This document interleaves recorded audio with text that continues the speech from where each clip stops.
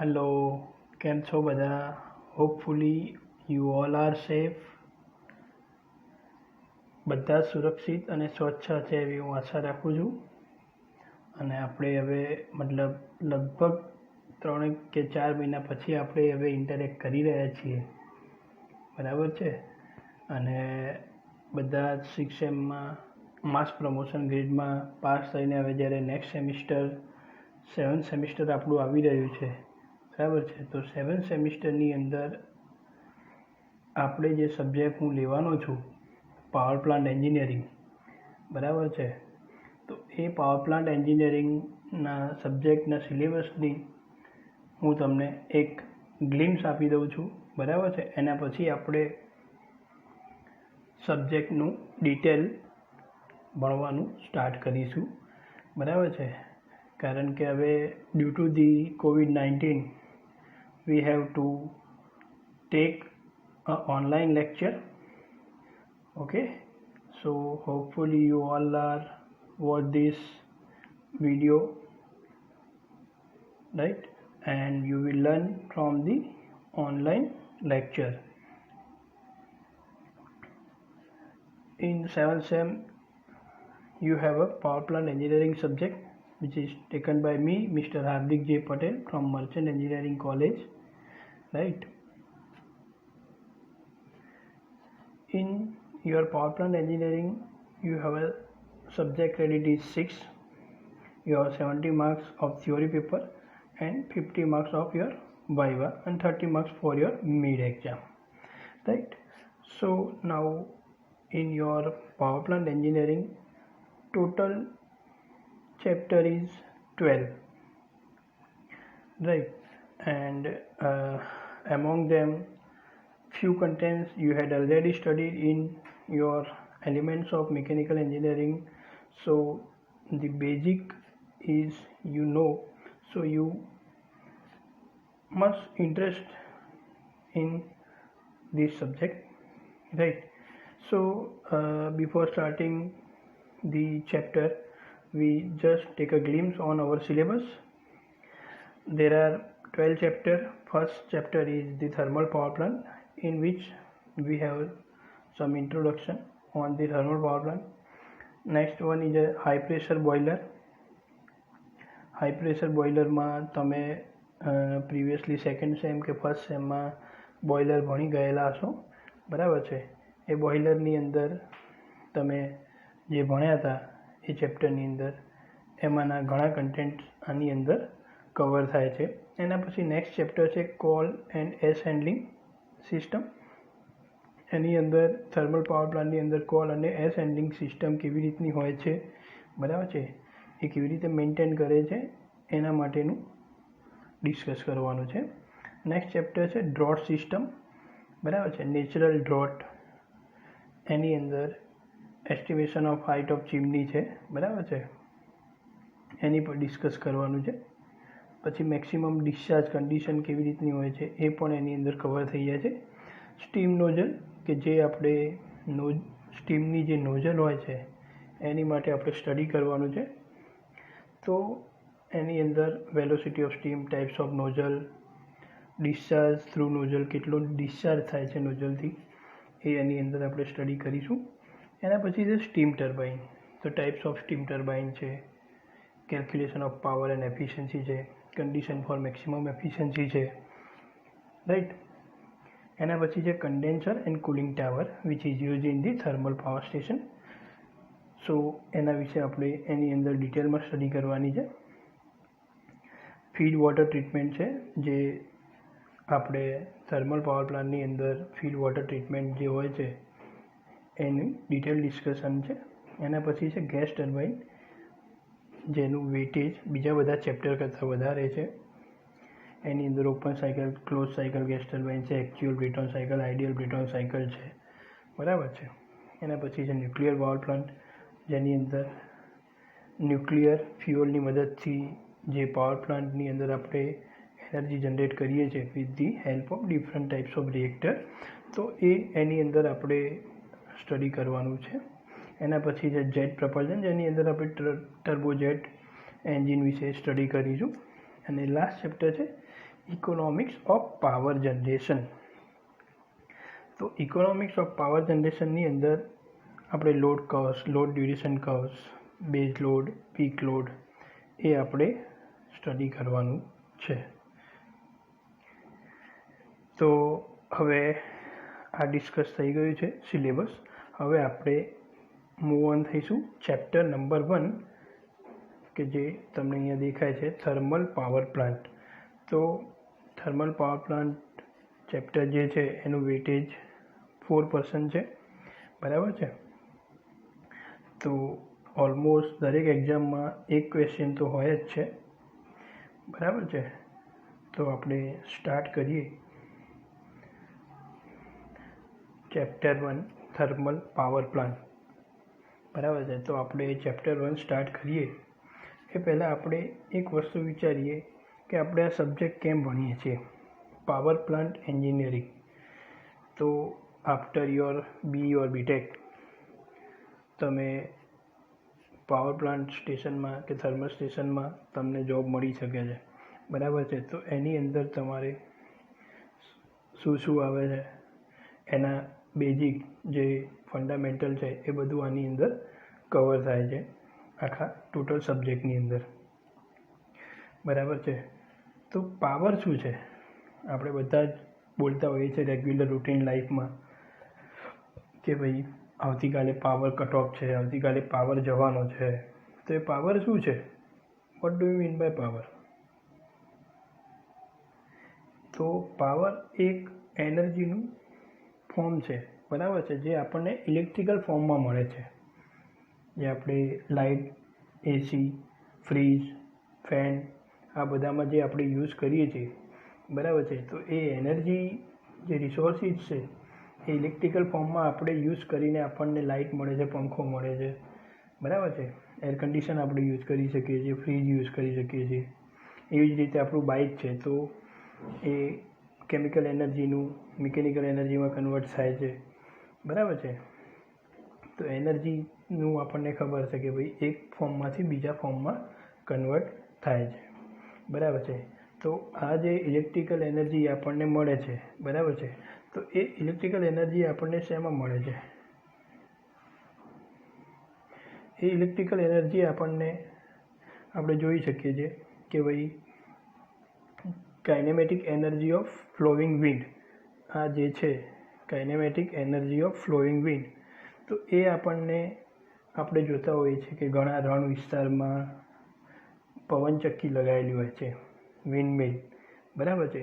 તો એ શેની માટે લગાવેલી હોય છે કે જે એરિયામાં પવનની વેલોસિટી વધારે હશે તો એ વેલોસિટી જે છે પવનની velocity, kinetic energy of flowing wind, A use કરીને આપણે ઇલેક્ટ્રિકલ એનર્જીમાં એનું કન્વર્ટ કરીએ છીએ, બરાબર છે. તો આ ઇલેક્ટ્રિકલ એનર્જીમાં આપણે જે કન્વર્ટ કરીએ છીએ તો એનાથી આપણને પાવર મળે છે અને એ પાવર આપણે જે છે એ આપણે ડિસ્ટ્રીબ્યુટ કરી શકીએ છીએ, બરાબર છે. એવી જ રીતે જીઓથર્મલ એનર્જી છે, બરાબર છે. એના પછી છે solar energy. Solar energy generally આપણે અત્યારે જોતા હોઈએ છીએ કે દરેકના ઘરે સોલર પ્લાન્ટ આપણે નખાવતા હોઈએ છીએ, બરાબર છે, કે જેથી કરીને એ આપણને બિલમાં કટ ઓફ આવે છે. મતલબ કે બિલ આપણા ઘરે 5-7 હજાર રૂપિયા બિલ આવતું હોય તો એ જે એનર્જી યુનિટ કન્ઝપ કરે છે એના લીધે આપણા જે યુનિટ આપણે ચાર્જ કર્યા હોય છે એમાંથી એ બાદ મળીને આપણને એટલું સામે બિલ જમા મળે છે. તો એ પણ સનરેઝ જે આવે છે એની મદદથી આપણે સોલર એનર્જી જનરેટ કરીને ઇલેક્ટ્રિકલ એનર્જીના ફોર્મમાં આપણે મેળવીએ છીએ. એ જ રીતે કેમિકલ એનર્જી, તો કેમિકલ એનર્જીમાંથી કે કેમિકલ રિએક્શનમાંથી ઇલેક્ટ્રિકલ ફોર્મમાં આપણને મળે છે. એવી જ રીતે ન્યુક્લિયર એનર્જી. તો ન્યુક્લિયર એનર્જી આપણે જોઈએ તો ન્યુક્લિયર ફ્યુઅલ હોય છે, એમાંથી આપણે ઇલેક્ટ્રિકલ એનર્જીમાં એનું ટ્રાન્સફર કરવાનું હોય છે જેથી કરીને આપણે ઇલેક્ટ્રિકલ ફોર્મમાં આપણને પાવર મળે છે, એટલે કે એનર્જીમાં કન્વર્ટ થાય છે, બરાબર છે. તો આ છે પાવરની વાત થઈ, બરાબર છે. તો અલગ અલગ પાવર જે છે એનર્જીના રિસોર્સિસ એ આપણે મતલબ જનરલી ઇલેક્ટ્રિકલ ફોર્મમાં આપણે મેળવીએ છીએ, બરાબર છે. એના પછી આપણે વાત કરીએ પાવર પ્લાન્ટ એન્જિનિયરિંગ. તો અલગ અલગ ઇક્વિપમેન્ટ અને એની એસેમ્બલી યુઝ કરીને આપણે જે પાવર પ્લાન્ટ બનાવીએ છીએ, જેમ કે થર્મલ પાવર પ્લાન્ટ. તો થર્મલ પાવર પ્લાન્ટની અંદર ટર્બાઇન છે, બોઇલર છે, કન્ડેન્સર છે, ફીડ પંપ છે, બીજા અમુક ઇક્વિપમેન્ટ છે લાઇક એર પ્રીહીટર, સુપર હીટર, બરાબર છે. આ બધા ઇક્વિપમેન્ટ કમ્બાઈન કરીને એક આખો પ્લાન્ટ બને છે, બરાબર છે. તો એવી રીતે એ પ્લાન્ટ બનાવીને આપણે જે એનર્જી પ્રોડ્યુસ કરીએ છીએ, બરાબર છે. તો એ થયો તમારો પાવર પ્લાન્ટ. જેમ કે કોઈ થર્મલ પાવર પ્લાન્ટ છે આપણા નજીકમાં, ગાંધીનગર છે, બરાબર છે.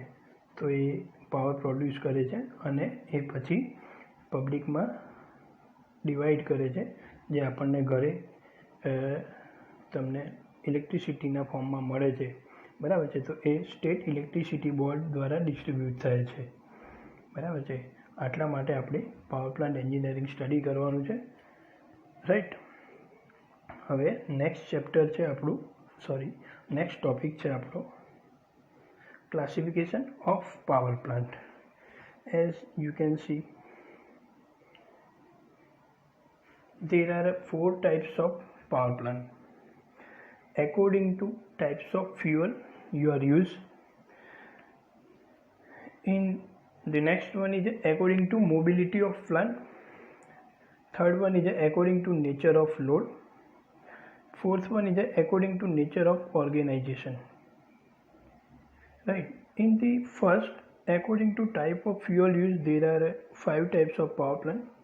Steam power plant, in which we can use the coal as a fuel. Diesel power plant, in which we are using the diesel as a fuel. Gas turbine power plant, nuclear power plant, and hydroelectric power plant. જે hydroelectric power plant આપણે નર્મદા કાંકરાપાર છે ત્યાં આગળ છે, બરાબર છે. તો અને સ્ટીમ પાવર પ્લાન્ટ એ આપણે ગાંધીનગર થર્મલ સ્ટેશન છે ત્યાં આગળ સ્ટીમ પાવર પ્લાન્ટ છે, જેને થર્મલ પાવર પ્લાન્ટ બી કહી શકાય છે. સેકન્ડ છે according to mobility of plant. According to mobility of plant, date means કે પ્લાન્ટ તમારું કેવો છે, સ્ટેશનરી પાવર પ્લાન્ટ છે કે મોબાઈલ પાવર પ્લાન્ટ.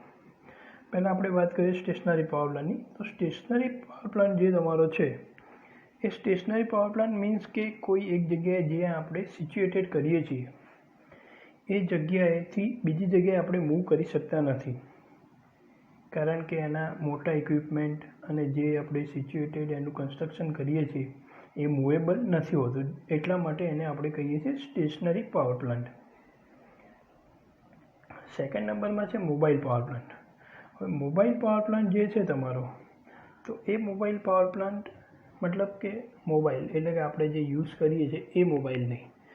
મોબાઈલ અને આપણે જૂનો ફોન હતો એને આપણે શું કહેતા, ટેલિફોન કહેતા, કોર્ડલેસ કહેતા, એના પછી મોબાઈલ કહીએ છીએ હાલ. તો મોબાઈલનો મિનિંગ શું છે? મોબાઈલ એનો મિનિંગ એવું નથી કે એ ફોન કે cell. Mobile date means you can move from one place to another place easily, right. તો પાવર પ્લાન્ટમાં પણ એવું જ છે કે જે પાવર પ્લાન્ટ, જે મિની પાવર પ્લાન્ટ હોય છે કે લાઈક ઓએનજીસીની રીગ છે, તો ઓએનજીસીની રીગ જ્યાં ચાલતી હોય તો દર વખતે અલગ અલગ જગ્યાએ એમના પ્લેસીસ હોય છે. તો એવા નાના નાના પ્લેસીસ પર જ્યારે એમને પાવર જનરેટ કરવાની જરૂર પડે છે તો એવી જગ્યાએ એ લોકો ડીઝલ પાવર પ્લાન્ટ કે એવા પાવર પ્લાન્ટ યુઝ કરે છે કે જેની મદદથી એ લોકો એને મૂવ કરી શકે છે એક જગ્યાએથી બીજી જગ્યાએ. એના પછી છે according to nature off load. તો એની અંદર 2 ટોપિક છે, એક છે બેઝ લોડ પ્લાન્ટ અને બીજો છે પીક લોડ પ્લાન્ટ્સ. તો બેઝ લોડ અને પીક લોડ આ બંનેમાં શું ફરક છે? તો બેઝ લોડ તો જેની કેપેસિટી ફેક્ટર 57% કરતાં વધારે હોય,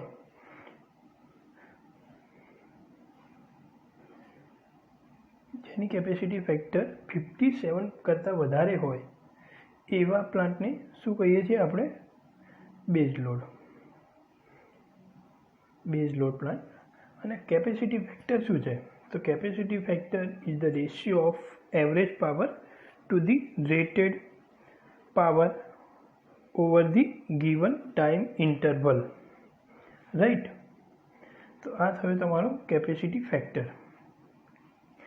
તો જેનો કેપેસિટી ફેક્ટર 57%થી વધારે હશે એને તમે શું કહેશો? Base load plant. અને પીક લોડ પ્લાન્ટ, તો પીક લોડ પ્લાન્ટ કોને કહેશો? તો જેનો કેપેસિટી ફેક્ટર 23%થી ઓછો હશે એને તમે શું કહેશો? Peak load power plant. Like diesel છે, મતલબ કે ડીઝલ પાવર પ્લાન્ટ છે, ગેસ ટર્બાઇન પાવર પ્લાન્ટ છે, બરાબર છે. આ બધા તમારા પીક લોડ પાવર પ્લાન્ટ છે. જ્યારે બેઝ લોડ પાવર પ્લાન્ટ તો હાઇડ્રો ઇલેક્ટ્રિક છે, ન્યુક્લિયર છે, થર્મલ છે. આ બધા તમારા કયા છે કે જેનો કેપેસિટી ફેક્ટર 57% કરતાં વધારે છે, એટલા માટે એને બેઝ લોડ પાવર પ્લાન્ટ કહેવામાં આવે છે, બરાબર છે. એના પછી નેક્સ્ટ છે તમારો last, according to nature of organisation. According to nature of organisation એમાં બે છે, સેન્ટ્રલ પાવર પ્લાન્ટ અને captive power plant. Central power plant એ એની માટે છે કે જે પાવર પ્રોડ્યુસ કરે છે અને બધી જ પબ્લિકને ડિસ્ટ્રીબ્યુટ કરે છે. જનરલ પબ્લિક માટે હોય છે, કે જે આપણે સ્ટેટ ઇલેક્ટ્રિસિટી બોર્ડ GEB છે, ગુજરાત ઇલેક્ટ્રિકલ બોર્ડ, જે આપણને ઘરે પાવર ડિવાઈડ કરે છે, બરાબર છે. દરેકના ઘરે જે આપણે પાવર આવે છે સ્ટેટ ઇલેક્ટ્રિસિટી બોર્ડમાંથી, તો એક સેન્ટ્રલ પાવર સ્ટેશન છે, સેન્ટ્રલ પાવર પ્લાન્ટ છે. જેમ કે NHPC છે, NTPC છે, સ્ટેટ ઇલેક્ટ્રિસિટી બોર્ડ છે, બરાબર છે. તો આ બધા જે છે એ સેન્ટ્રલ પાવર પ્લાન્ટ છે. કેપ્ટિવ પાવર પ્લાન્ટ એટલે કે જે કોઈ ઓર્ગેનાઇઝેશન છે એ પોતાના માટે, જેમ કે રિલાયન્સ ઇન્ડસ્ટ્રી છે, તો રિલાયન્સ ઇન્ડસ્ટ્રી જે છે એ પોતાના એનો પ્લાન્ટ હોય છે, ઇન્ડસ્ટ્રી હોય છે, એ બહુ મોટી ઇન્ડસ્ટ્રી હોય છે જેની અંદર એમને પાવરની વધારે જરૂર પડતી હોય છે. તો એ લોકો એ પોતાનો કેપ્ટિવ પાવર પ્લાન્ટ જનરેટ કરે છે અને એ પોતાના ઓર્ગેનાઇઝેશનમાં જ પાવર ડિસ્ટ્રીબ્યુટ કરે છે. એ કોઈ બહાર પબ્લિકને કે રેસિડેન્સ એરિયામાં આપી નથી શકતી, બરાબર. પોતાના પ્લાન્ટ માટે જનરેટ કરે છે અને ત્યાં જ યુઝ કરે છે.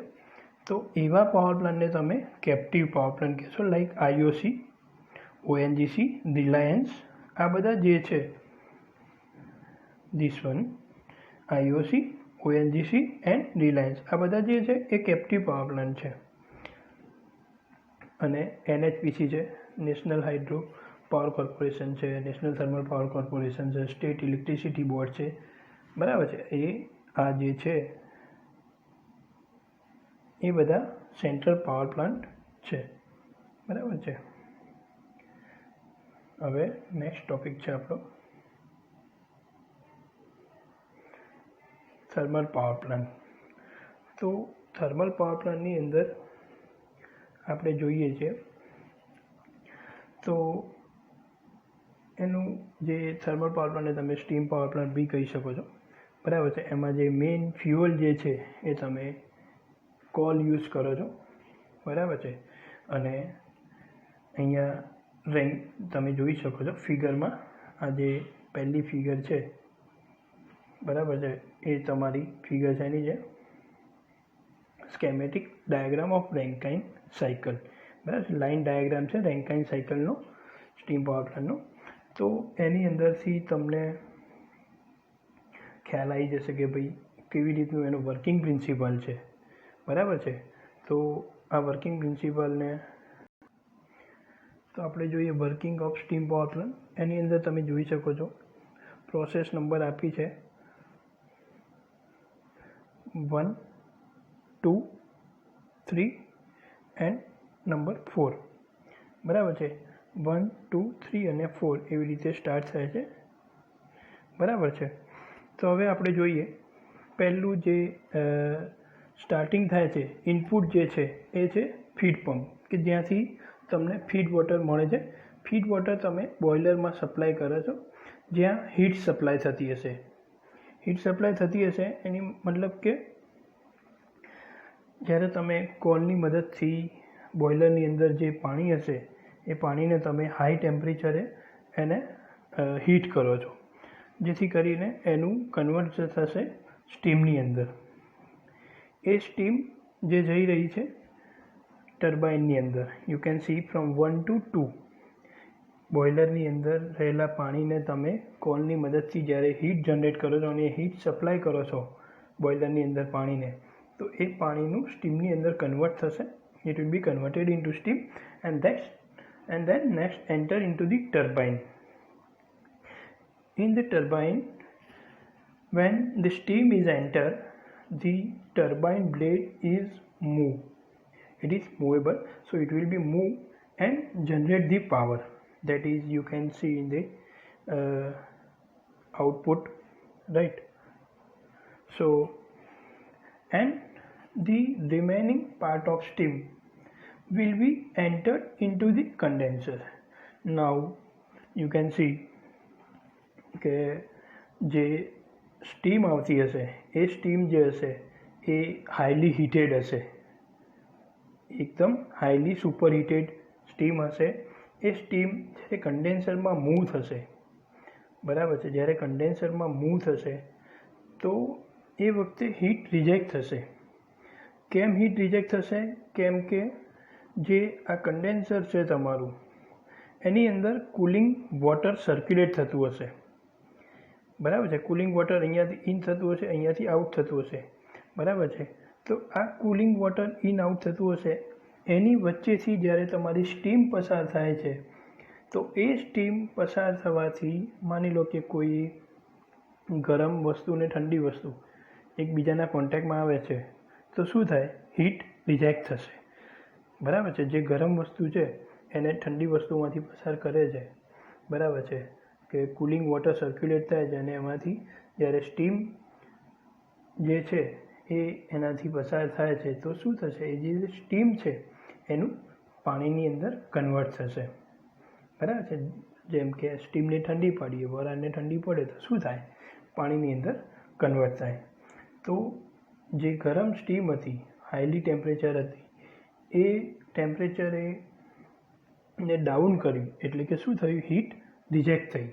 ટેમ્પરેચર ડાઉન થયું, દેટ મીન્સ હીટ રિજેક્ટ થઈ, અને એ જે ફીડ વોટર છે એ અગેન ફીડ પંપ થ્રુ એને લઈ લેવામાં આવે છે, અને આવી જ રીતે અગેન સાયકલ ફરીથી રિસર્ક્યુલેટ થાય છે, 1 થી 2, 2 to 3, 3 to 4, બરાબર છે. આ તમારું રેન્કાઇન સાયકલ ડાયાગ્રામ છે. હવે નેક્સ્ટ આપણે જોઈએ જમણી બાજુ જે તમારો છે પીવી ડાયાગ્રામ, એ આપણે જોઈએ. તો એની અંદર જે તમારી પ્રોસેસ છે લાઇન ડાયાગ્રામમાં એ જ બતાવેલી છે, પણ એમાં એકચ્યુઅલ અને આઈડિયલ બંને બતાવેલી છે, બરાબર છે. તો પીવી ડાયાગ્રામમાં તમે જોઈ શકો છો, આ જે તમારો છે પીવી ડાયાગ્રામ, બરાબર છે. તો પીવી ડાયાગ્રામમાં 1 થી 2 નંબરની જે પ્રોસેસ છે, જ્યાં બોઇલર લખ્યું છે,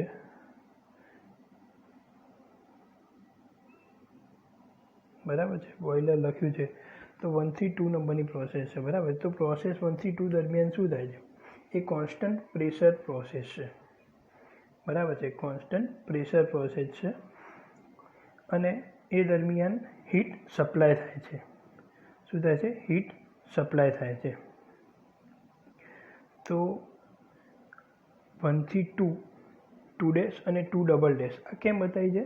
તો 1 થી 2 એ આઈડિયલ છે અને ઓલી એકચ્યુઅલ છે, કે it's depend on the types of it's depend upon the steam. When boiler in the process number 1 to 2, when we supply the heat, it will convert the water into the steam. Then next process 2 to 3 is the depend upon the type of steam. Is depend upon the type of steam. It is adiabatic process, because you can see in the process number 2 to 3,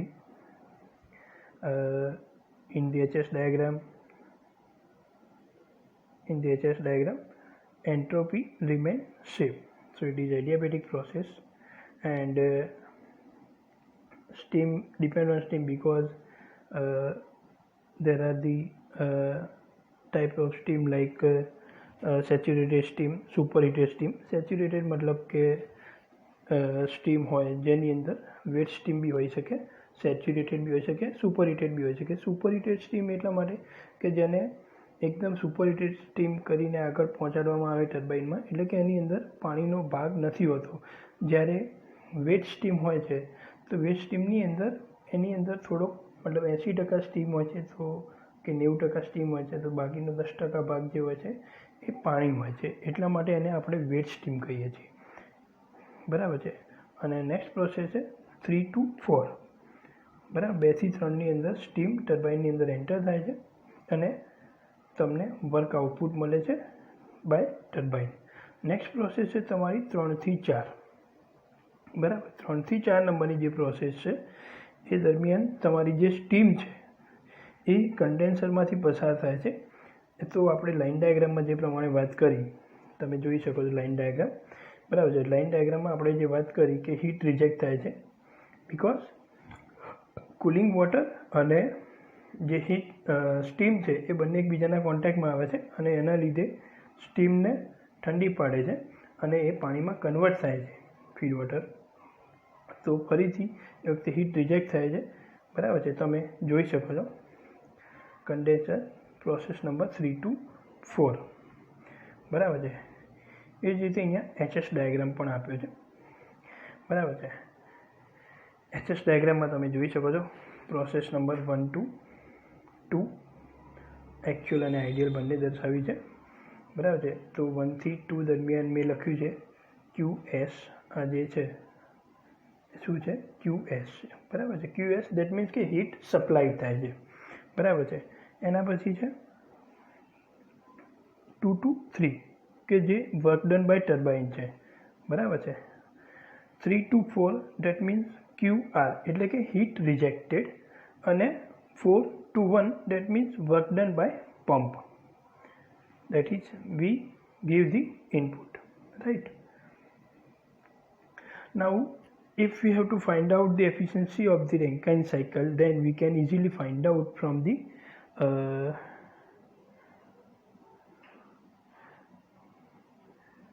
HS diagram.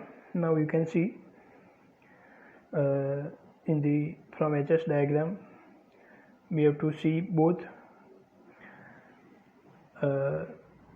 You know that the equation of the efficiency, all of you know that the equation of the efficiency, normal equation, that the output by input, right? Output by input. So if we have to find out the equation efficiency of the Rankine cycle from the HS diagram, then you can see the efficiency of the Rankine cycle equation is the net work output to the heat supplied. Net work output to the heat supplied, that means output divided by the input. Output divided by to the input. So for find out the net work output W net and the heat supplied QS, we have to take some equation from the HS diagram. For the first process, process number 1 to 2, 1 to 2. During this process, heat will be supplied. Heat supplied. We will give the heat during this 1 to 2 process.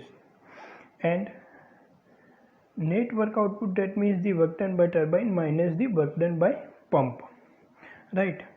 So now heat supplied QS is equal to H2 minus H1. QS, you can see the high value is H2 and low value is H1, right? So H2 minus H1, from that we can get the QS. Now for the work done by turbine, WT, so WT is as from the HS diagram H2 minus H3. Now the heat rejected QR, QR means heat rejected. Heat rejected you can see from the H3 minus H4, and the work done by pump WP is H1 minus H4. So from HS diagram, QS is equal to H2 minus H1. Work produced by turbine is H2 minus H3. H2 minus H3. Heat rejected, QR is equal to H3 minus H4. Right? That from the process number 3 to 4. Okay? H3 minus H4. Work done by the pump, that is input. So as in the HS diagram, for the work done by pump, we can easily find out by the equation H1 minus H4. That is the input by the pump, H1 minus H4. Now the net output, we have the value of work produced by turbine and the work input by the pump. So net output is equal to WT minus WP. W net is equal to WT minus WP. That is the S2 minus S3 is the value of WT, and WP H1 minus H4, right? So that is the W net. This one is a W net. Okay. Now the Rankine cycle efficiency, મેં તમને equation કીધું કે ભાઈ કોઈ પણ efficiency માટેનું equation, general equation એવું છે કે આઉટપુટ ડિવાઇડેડ બાય ઇનપુટ. તો હવે આપણે વાત કરીએ રેન્કાઇન સાયકલ એફિશિયન્સીનું. તો net work output W net divided by heat supply. તો હવે આપણને આપણી પાસે ઇક્વેશન નંબર 2 છે જે નેટ આઉટપુટ બતાવે છે, બરાબર. જે આ ઇક્વેશન નંબર 2 છે એ આપણને નેટ આઉટપુટ બતાવે છે, અને આ જે છે heat supplied equation number 1, heat supplied QS, બરાબર છે. તો આ બંને ઇક્વેશન 1 અને ઇક્વેશન 2ની જે વેલ્યુ છે એ આપણે આ ઇક્વેશનમાં ઇનપુટ કરવાની છે, રાઈટ. હવે આ જે છે net work output W net, તો આ ઇક્વેશન નંબર 2 પરથી આપણને ખ્યાલ આવી ગયો H2 minus H3 minus H1 minus H4.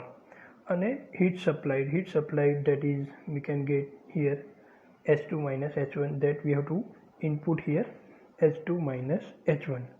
હવે H2 minus H3 અને H1 minus H4 માંથી જે નીચે છેદ છે સેમ એવું આપણે ઉપર બનાવવું હોય તો આપણે એને ઉલટ સુલટ કરીને બનાવી શકીએ છીએ કે H1 ને આગળ લઈ જઈએ તો H2 minus H1 જે આ સ્ટેપમાં છે, H2 minus H1 આ સ્ટેપમાં અલગ હતું, આપણે આમાં એને જોડે લાવી દીધા H2 minus H1 અને H3 ને અહીંયા પાછળ લઈ ગયા, તો આપણું બની ગયું equation H2 minus H1 minus H3 minus H4 અને નીચે જેમ હતું એમના એમ, રાઈટ.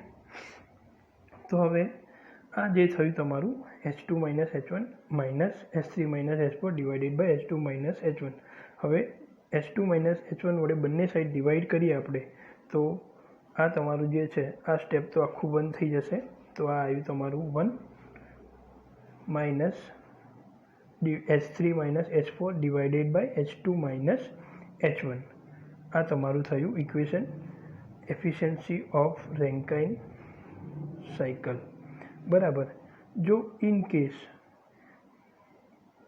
જે તમારું વર્ક ડન બાય પમ્પ છે એ બહુ સ્મોલ હોય, બરાબર છે, નિગ્લિજિબલ હોય, so it may B neglected. તો એવા કેસની અંદર શું થશે, W નેટ એ શું છે તો WT માઇનસ WP, તમારું જે W નેટ છે, W નેટ તમારું જે છે, બરાબર છે, હા એ શું છે તો WT માઇનસ WP, બરાબર છે, WT માઇનસ WP. હવે એવા કેસમાં કે જેમાં WP તમારું નિગ્લિજિબલ છે, બરાબર છે, તો એમાં તમારું ઇક્વેશન શું બનશે તો એ કેસમાં તમારું ઇક્વેશન બનશે WT divided by QS only, બરાબર છે. તો હવે જો તમે વેલ્યુ ઇનપુટ કરશો તો WT work done by turbine જે તમારું છે આ work produce by turbine divided by QS. તો હવે તમે જોઈ શકો છો કે જ્યારે પંપ વર્ક જે છે એ નેગ્લિજિબલ હોય તો તમારું ઇક્વેશન તમને ડાયરેક્ટ મળે છે H2 - H3 એટલે કે work done by turbine divided by heat supplied, બરાબર છે. આ તમારું થયું રેન્કાઇન સાયકલની એફિશિયન્સી. પણ કેવા કેસમાં કે જ્યારે તમારું પંપનું વર્ક નેગ્લિજિબલ હોય ત્યારે, બરાબર છે. હવે બાકીનો જે નેક્સ્ટ ટોપિક છે general layout of modern thermal power plant અથવા તો modern layout of modern layout of thermal power plant એ આપણે નેક્સ્ટ ચેપ્ટરમાં સ્ટડી કરીશું, નેક્સ્ટ લેક્ચરમાં સ્ટડી કરીશું. ઓકે.